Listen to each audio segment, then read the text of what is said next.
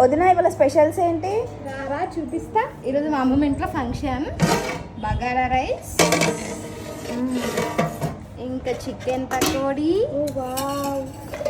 Next వచ్చేసి mutton curry, next వచ్చేసి పప్పుచారు, ఆ తర్వాతకి మామిడికాయ పప్పు, ఆ తర్వాతకి బోటి ఫ్రై, ఆ తర్వాతకి ఇర్రలు, ఆ తర్వాతకి పల్లీలు,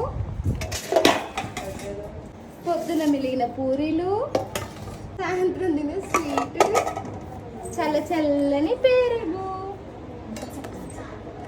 ఇది తినడానికి థమ్స్ అప్.